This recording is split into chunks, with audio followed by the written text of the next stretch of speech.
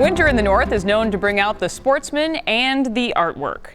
To pass the time, there are a handful of wood carvers who create fish decoys by hand. In this week's Finding Minnesota, John Lawrenson shows us how a Scott County man's creations are catching both fish and collectors. When it's a big one, there's an adrenaline rush.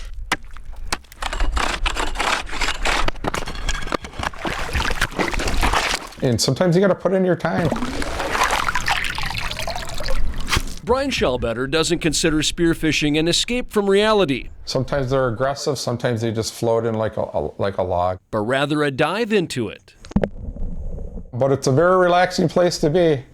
And it's just a neat underwater world to watch. It's the northerns he's after, but that's not the only thrill. Brian has learned that patience is a virtue, both in his spear shack and in his shop. About 8 years ago, not long after he started spearing, he decided to make his own decoys by hand. They call it chasing the line. What you do to this side, you need to do to that side. It's not a lost art, but it is a rare talent. He starts with the pattern. Once it's roughed out and sanded, the real fun begins. A tedious process to add eyes, tails, and scales to make the fish come to life. Some features are burned in, while others are carved out.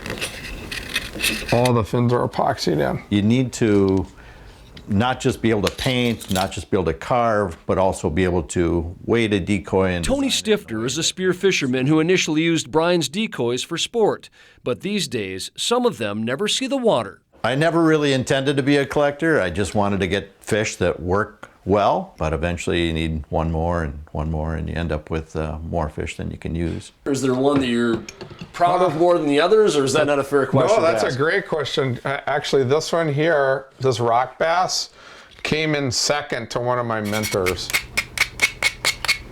Carving camaraderie leads to competitions where decoys are judged on looks and their ability to swim. Since only 6 states allow spearfishing, creators and collectors come from all over to participate. To them, not all trophy fish are pulled out of a lake. It's relaxing for me, and I'm like, "Al, I can't believe I did that," kind of a thing, you know, and we want to pass on this tradition.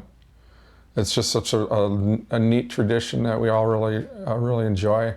In Scott County, John Lawrenson, WCCO 4 News.